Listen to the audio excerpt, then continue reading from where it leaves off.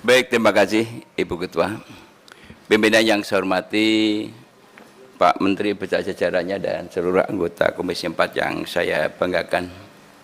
Pertama, saya merasa bangga karena statement Ibu Ketua kemarin setelah meninjau lapangan itu ibaratnya bisa menenangkan atau bisa memadamkan. Ibaratnya kalau ada kebakaran itu rakyat sudah mulai tenang, statement itu. Namun setelah saya mendengarkan penjelasan Pak Menteri, ini harapan saya juga jangan sampai mengecewakan statement daripada Bu Ketua kami. Termasuk saya pun kemarin memberikan satu respon tanggapan yang keras karena saya khawatir juga kalau disemprit Bu Ketua. Ternyata Bu Ketua lebih keras daripada saya. Saya bangga betul. Pak Menteri yang saya hormati, terkait proyek kaitannya dengan PIK, ini gonjang-ganjingnya itu mulai tahun 2009. Saya sebagai pimpinan di sini waktu itu, bahwa di era pemerintahan sebelumnya itu pernah dilakukan penolakan. Kajian lingkungan hidup strategis sudah dilakukan penolakan oleh pemerintahan Orde Baru dan dilanjutkan pemerintahan berikutnya. Karena memang dengan berbagai pertimbangan aspek sosial, ekonomi, lingkungan, dan lain sebagainya. Namun kami juga heran tiba-tiba akhir-akhir ini ibaratnya proyek di sana itu seperti superjet. Push! Langsung selesai semua dan bisa terbangun seperti itu. Dan kedua, yang paling mengejutkan itu adalah ketika terjadi pemagaran yang sudah begitu panjang. Saya mohon maaf Pak Menteri, ini tugas kita bersama.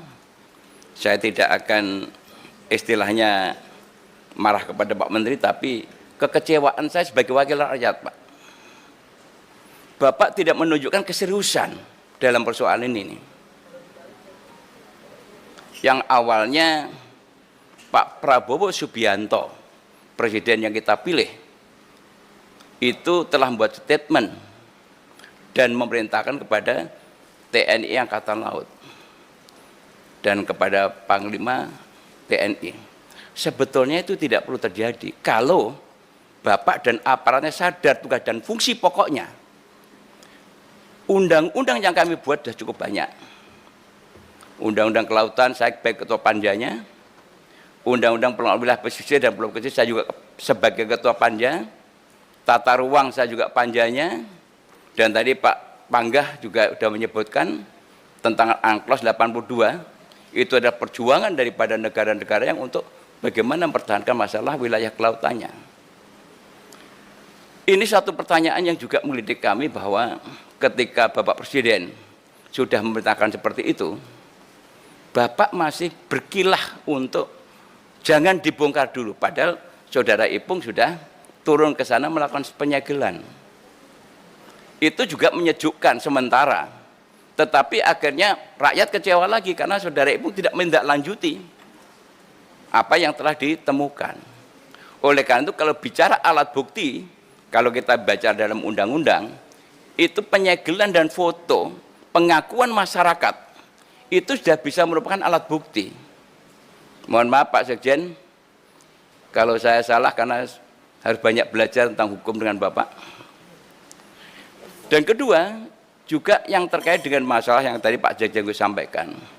Kalau memang KKP tidak punya kewenangan, negeri ini tidak berdiri sendiri Pak. Ada kepolisian, kanan kiri Bapak polisi semua, jenderal-jenderal. Harusnya paham kenapa tidak lakukan itu.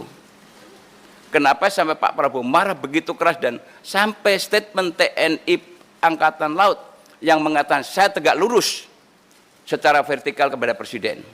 Tidak ada kanan kiri. Saya salut kepada TNI Angkatan Laut. Boleh kita katakan bravo untuk Angkatan Laut. Ini menunjukkan bahwa keseriusan bahwa negara ini Pak sudah mulai akan dirusak oleh orang-orang tertentu.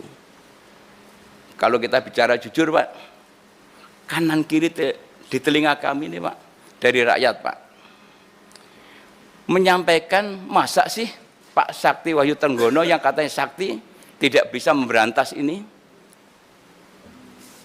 Tukang becak pun sudah tanya tentang pagar atau pagar misterius di tengah laut. Sopir saya setiap hari tanya, masa Pak Menteri nggak tahu sih, kemana aja Pak Dirjen ini yang punya fungsi pengawasan. Saya berpikir Bu Ketua, malah khawatir saya penambangan pasir ini juga bagian rekayasa nih. Karena pematokan itu nanti ujung-ujungnya adalah akan ada penimbunan pasir. Jangan-jangan kebijakan pasir yang diusulkan nanti adalah rekayasa supaya penyedot pasir untuk menutup itu, setelah itu dikeluarkan sertifikat dan lain sebagainya. Sedimen laut alasannya. Nah ini mohon betul-betul kita pikirkan bersama. Semua orang tahu tentang PIK itu siapa, bagaimana kekuatannya, dahsyatnya. Tapi saya minta Pak, tanamkan ayo jiwa merah putih kita. Jiwa merah kita di berada kita ini. Jangan sampai ada negara dalam negara yang semaunya sendiri mengatur pemerintahan kita. Saya selalu dengan Pak Prabowo, oleh karena saya minta kepada Komisi 4, spirit semangat Presiden kita yang begitu luar biasa, harus kita dukung dari DPR ini. Jangan sampai DPR ini dianggap sebagai atau dicap sebagai lembaga stempel. Kami sudah terjun kemarin, ternyata tidak cukup hanya pagar misterius di tengah laut. Saya kebetulan ditugasi untuk di wilayah sebelah. Lebih terkejut lagi ini, ada 1063 hektar mangrove yang di ruang laut juga akan diturunkan statusnya, dan kemudian juga nanti ujung-ujungnya akan disertifikatkan untuk pariwisata. Padahal jelas-jelas dalam PSN itu, wisata itu diperbolehkan tapi tidak boleh dijadikan tempat tinggal. Ini nanti kita bahas dengan Menteri Perhutanan nanti siang. Nah, oleh karena itu Pak Menteri, sekarang ini rakyat sudah menunggu. Rakyat ini menunggu apa endingnya. Jangan sampai rapat hari ini hanya merupakan anti klimaks. Rasanya kalau rapat ini tidak ada satu kesimpulan yang memberikan jawaban kepada rakyat, saya mohon maaf Pak, tidak nanti, sekarang pun saya lepas dulu Pak ini, rencana saya Pak. Saya lepas Pak. Malu sebagai wakil rakyat. Karena persoalannya sudah berlarut-larut. Ini rakyat sudah menuju bahwa ada skenario bahwa pejabat-pejabat tertentu melindungi terhadap proyek besar ini. Ada apa? Gerangan. Ini serius Pak. Oleh karena itu, ayo kita sama-sama, mumpung Presiden kita semangat, harapan saya DPR sudah semangat, kemarin setelah paripurna kita diterjunkan ke lapangan, Pak Menteri juga harus sama-sama semangat. Jangan sampai Pak Menterinya malah kendor. Harapan saya seperti itu. Jadi ini Bu Ketua, saya mohon betul agar statement Bu Ketua kemarin itu bisa menjawab daripada apa yang disampaikan atau diharapkan masyarakat.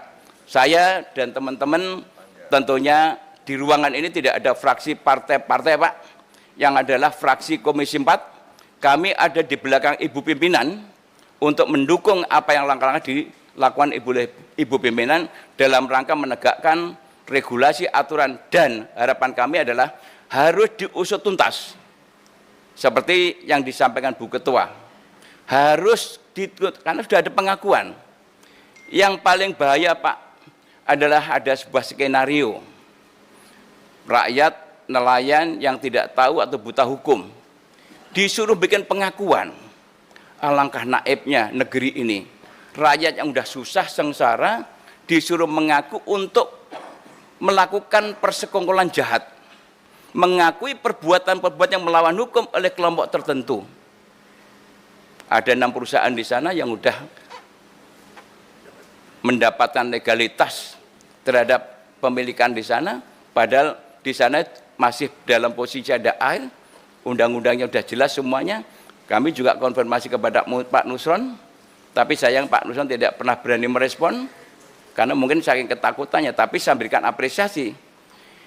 Saya menyayangkan statement daripada juru bicara daripada KKP, yang selalu berkilah, seolah-olah Pak Nusron dianggap membocorkan. Ini bukan membocorkan, karena udah perintah presiden maka harus dibuka, harus terang benderang siapa pemegang sertifikat dan siapa dalangnya.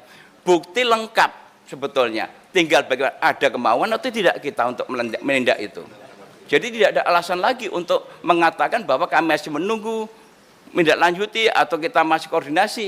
Sampai kapan kita berkoordinasi? Ini yang harus dijawab oleh Pak Menteri, dan jawabannya bukan untuk kami DPR, Pak, untuk rakyat Indonesia, karena sekarang sudah mulai muncul.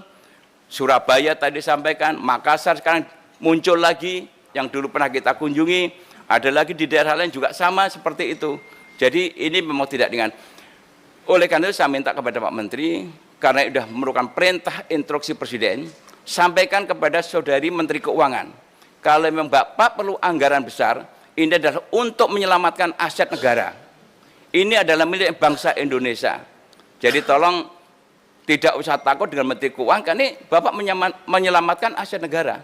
Jadi itu yang kami sampaikan, kami tetap akan bersama-sama untuk menyelesaikan masalah ini, namun saya harapkan Bapak berserta aparaturnya harus lebih serius daripada kami yang ada di ruangan ini. Demikian, terima kasih. Assalamualaikum warahmatullahi wabarakatuh.